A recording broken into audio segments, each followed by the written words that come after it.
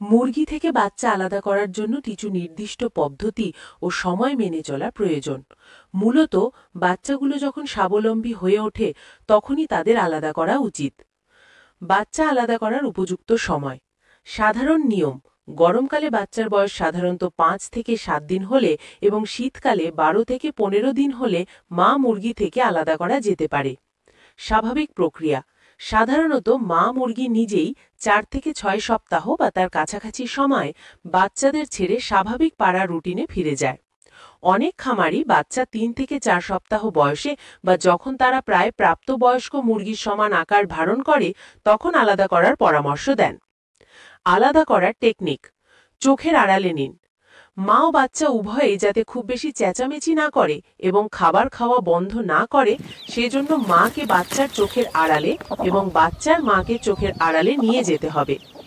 আলাদা ঘর বা খাঁচার ব্যবহার: বাচ্চাদের জন্য একটি আলাদা নিরাপদ জায়গা অর্থাৎ ব্রুডার তৈরি করুন। এই জায়গায় পর্যাপ্ত উষ্ণতা অর্থাৎ তাপমাত্রা নিয়ন্ত্রণ, খাবার ও পানির ব্যবস্থা নিশ্চিত করুন।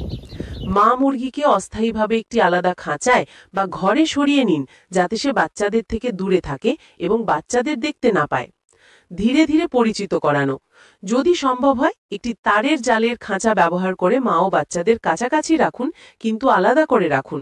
এতে তারা একে অপরের গন্ধ উপস্থিতি টের পাবে কিন্তু সরাসরি সংস্পর্শে আসবে না। কিছুদিন পর তাদের একত্রিত করুন।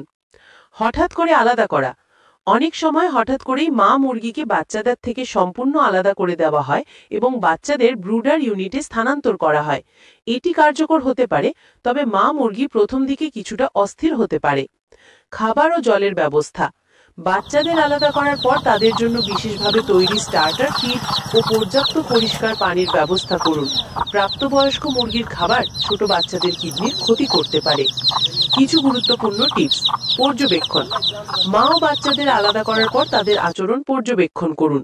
মা মুরগি যদি খুব বেশি আক্রমণাত্মক হয়ে যায় বা বাচ্চাদের আঘাত করার চেষ্টা করে তাহলে তাদের সম্পূর্ণ আলাদা রাখাটাই শ্রেয়। তাপমাত্রা: সদ্যজাত বাচ্চাদের জন্য কৃত্রিম উষ্ণতার প্রয়োজন হয় কারণ তারা নিজেরা শরীর গরম রাখতে পারে না। অন্যান্য মুরগির সাথে মেশানো: বাচ্চাগুলো যখন বড় হবে এবং প্রাপ্তবয়স্ক মুরগির সমান আকারের হবে তখন ধীরে ধীরে পুরো পালের সাথে মিশিয়ে দিন।